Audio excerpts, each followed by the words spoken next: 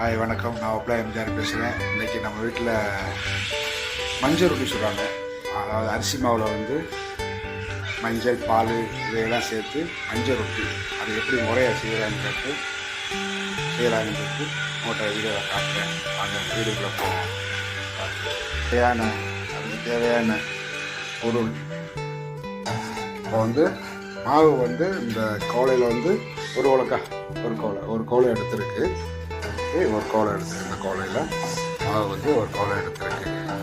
Okay, அதுக்கு தேவையான பால் ஒரு அரை முடி தேங்காவை அரைச்சி பாலாக இந்த மாதிரி எடுத்துக்கிடணும். ஓகே, எடுத்துக்கிட்டு அதுக்கு தேவையான வெங்காயம், கருவேப்பிலை, பச்சை மிளகா. நாங்கள் வந்து இந்த இதுக்கு வந்து ஒரு உலக்க மாவுக்கு வந்து ஒரு 6 பொடி வெங்காயம், ஒரு 10 பொடி வெங்காயம், ஒரு 2 பச்சை மிளகா, ஒரு அளவு கருவேப்பிலை, அதுக்கு தேவையான மஞ்சள் வந்து ஒரு கரண்டி தண்ணி சேர்த்துக்கணும்.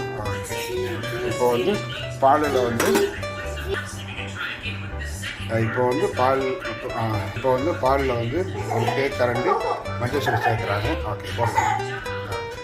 இதை வந்து நம்ம வந்து ரசம் எப்படி சூடு காட்டணுமோ அதே மாதிரி இந்த தேங்காய் பாலை வந்து அந்த செய்முறைக்கு சூடு காட்டி எடுத்துக்கோங்க. ஆனால் பொங்க விட்டுறாதீங்க, லேசாக சூடு வந்தாலும் போதும். ரசம் எப்படி சூடு கட்டின மாதிரி இருந்துச்சுமோ அதே மாதிரி இறக்கி வச்சுக்கிறோம் தான்.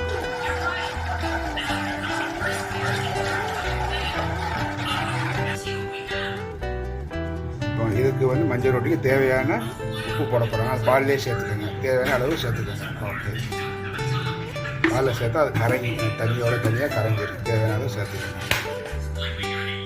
கொஞ்சம் வாசத்துக்கு கொஞ்சம் நேரம் சீரகப்பொடி சேர்த்துக்கோங்க. இந்த சீரகப்பொடியில் வந்து சீரகம், கொத்தமல்லி, மிளகு, மற்ற ஜாமான் எல்லாம் சேர்த்துருக்கு. இது வந்து ஊரில் அரைச்சிட்டு வந்தது. இதெல்லாம் சேர்த்துருக்கு. இதில் வந்து லேசாக கொஞ்சம் கிள்ளி போட்டுக்கோங்க. அந்த பாலில் கொஞ்சம் வாசத்துக்கு இதை போட்டோம்னா கொஞ்சம் வாடையாக இருக்கும், கொஞ்சம் வாசமாக இருக்கும் அந்த ரொட்டி, மசாலா ரொட்டி. அது நல்லா சூடேறி வந்துருக்கு. பக்கத்தோடு நாங்கள் வந்து அடுப்பை அமர்த்திடுவோம். ஓரளவு பக்கத்தில் வந்து லேசாக கிண்டிக்கணும், அது பொங்க விடாமல் இதோட திறந்துடும். இப்போ வந்து இந்த வெங்காயம், கருவேப்பிலை, பச்சை மிளகா, அந்த வெட்டி வச்ச காய்கறியை வந்து இப்போ மாவில் சேர்த்துக்க போகிறோம். சேர்த்துக்கிட்டாச்சு.